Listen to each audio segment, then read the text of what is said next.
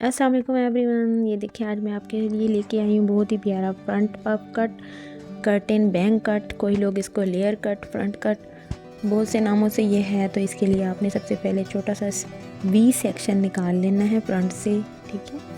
जिस तरह से मैंने निकाला है और इसको ट्विस्ट करना है आपने, और इसको देखें ट्विस्ट करके नोज से नीचे करके थोड़ा सा कट कर लेना है। बहुत ही आसान है ये कट, कर्टेन बैंक कट। ये देखें इसको आपने इस तरह किया तो ये देखिए अपनी लुक में आ गया। थोड़ा सा स्ट्रेटनर लगाने से ये थोड़ा सा और बाउंसी हो गया।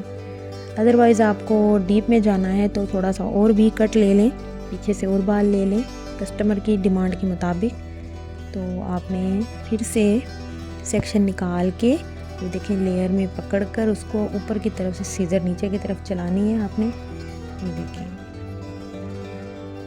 कटिंग डन हो गई। बहुत ही प्यारा कट है, ये फेमस कट है, सेलिब्रिटी कट है, डिमांडेड कट है। बड़े बड़े सैलून में जाओगे तो 1500 ले लेंगे इस कट का आपसे आराम से। ये देखें कितना प्यारा लग रहा है। और मोर डिटेल्स वीडियो देखने के लिए आप यूट्यूब पर मेरा चैनल विज़िट कर सकते हैं, एंजल यूनिक स्टाइल सैलून के नाम से। तो वहाँ भी जाकर सब्सक्राइब करें, लाइक कमेंट करें। Thank you.